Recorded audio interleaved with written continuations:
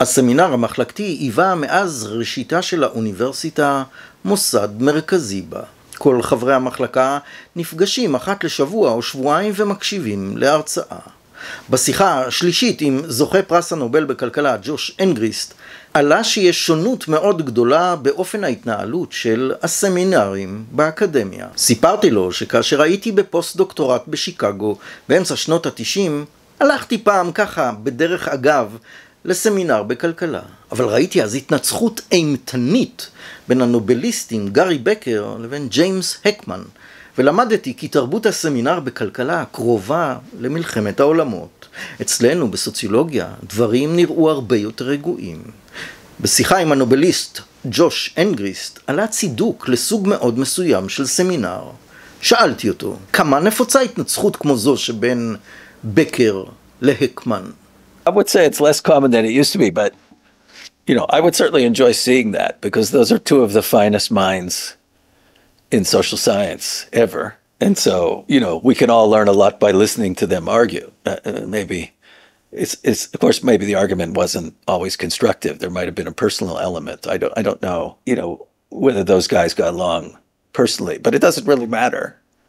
I'm sure it was an interesting discussion.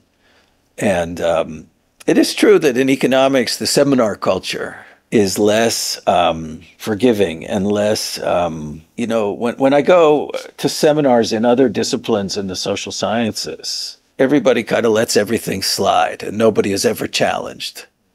And I don't like that very much. And I think, well, this is just a waste of time. The guy kind of is sometimes really is reading the paper.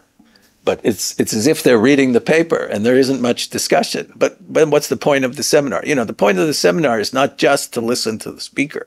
Because if it's just to listen to the speaker, I can listen to a recording or I can read the paper. Even better, I can read the paper at my own pace and make notes and so on. So the value of the seminar is the give and take. Now, the tone for the give and take, you know, there's a wide range of possibilities there. You'd like it to always be respectful. But at the same time, I would like to see people challenged. And, you know, if I am trying to pull a fast one, sometimes I want to smooth over something or skip some annoying detail that doesn't quite fit my story. Usually I have a story. Most seminars, there's this kind of a story you're telling. You're presenting findings and you have an interpretation. And almost always it's a little messier than you make it seem. And so a good audience will challenge you and then you'll either have to own up to that kind of not working out, or you'll explain why that's not that important, or you'll say, okay, I need to go back to that. But you'll be challenged and you'll make notes and you'll go back to your drawing board and your computer and you'll think harder, you know. So I gave a seminar in the Hebrew University Department of Economics on Wednesday this week. And I presented a new paper, and the paper is about the effects of cancer screening on cancer rate, the likelihood of getting cancer. It's colonoscopy screening, which is not very popular, you know, so people are reluctant to do it. And there's randomized trials examining the benefits. Anyway, I'm arguing that there's some econometric methods that make the trial results stand out and make them clearer, and that we're losing out by not applying these trial results. But I got a lot of good questions from the audience, including some things I hadn't thought about, like how do we know whether the control group got cancer if they didn't actually get colonoscopies? And I realized when somebody asked a question, I'm not actually sure. How do we know? You know, maybe we don't know, in which case the data are not very good and my story doesn't hold water. So I was challenged and I took the point. And the person who made the point should get credit for it and will get credit for it in the eyes of their peers.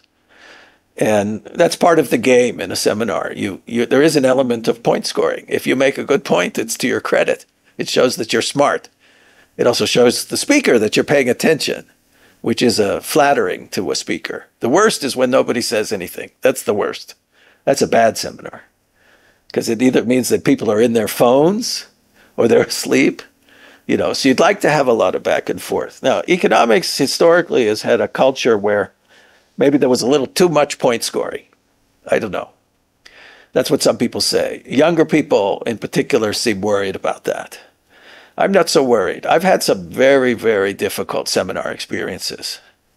In fact, when I first got my PhD, I got my PhD from Princeton in 1989. And, you know, I was a young buck and I thought I was something. And I went around, I was on the job market where you go around to schools and you give talks and you present your thesis research in the hope of being offered a job. Well, I gave a talk at MIT and I thought I was something. And they set out to show me. They showed me where the fish pisses from the point of view of the econometrics of the work I was doing. Well, I did not enjoy that. I felt humiliated, but I never forgot it. I didn't hold it against the people who did it for more than 3 or 4 years. And now it's 30 years later. So mostly in the past. And now I'm on good terms with those people. But the most important thing is they were right. The points they made were right. And I was too cocky. And they corrected mistakes in my thesis, even to the point where one of the people who was very critical of my work is my colleague, Jerry Hausman, who is now somebody I count a friend. But he pointed out a mistake in my thesis. And he was, you know, scoring points on me. But he was right and I was wrong and I had to publish a correction. And I'm glad I did. We know from studies that when you submit research proposal or a paper and get hit by a critical... You get critical referee reports. Yeah. Yeah.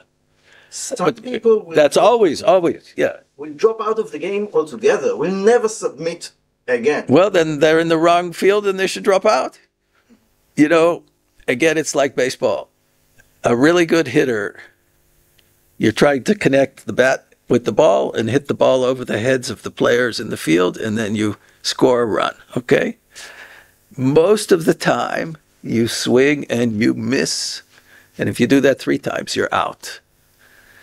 And even if you're a really good hitter, okay, Joe DiMaggio, Willie Mays, who just died, you mostly strike out. Mostly strike out. A good hitter only gets on base 30% of the time. If you can't deal with that, you ought to go work for Bank Leumi or Goldman Sachs or McKinsey or the government, someplace where they'll reward the employee of the week every day, you know, and they'll tell you how good you are without regard to whether you're really good or not. And so what you're telling me is that there's an emotional element that is at least as... You need a thick skin. Yeah, another baseball metaphor, your viewers can go on Netflix and watch the movie Bull Durham. It's about minor league teams. A minor league team in North Carolina, in Durham, North Carolina. You know, the way professional sports are organized, this is also true in basketball. Basketball teams, you kind of play first for college and then you play in the NBA if you're very, very skilled. So in baseball, you play for a little town. And then if you're very good, you get drafted to the major leagues.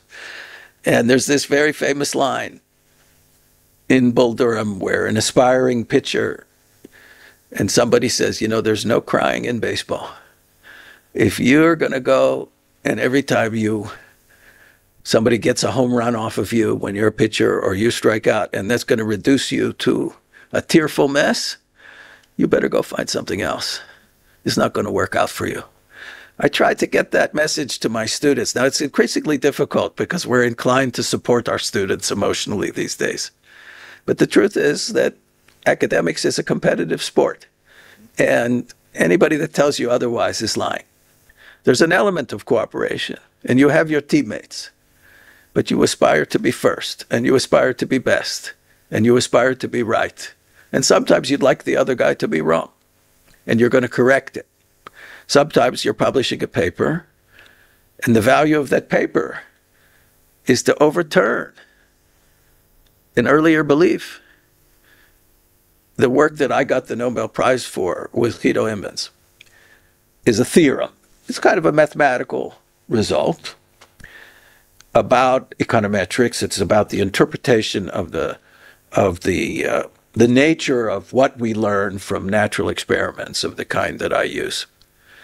And at the time that Imbens and I published our paper, the belief among econometricians, the people who do the theory in that domain was that in a world where potential outcomes are unrestricted, where anybody can have any outcome, that the tools that I was interested in using, a particular tool called instrumental variables, that you can't use that tool in the world without a lot of restrictions.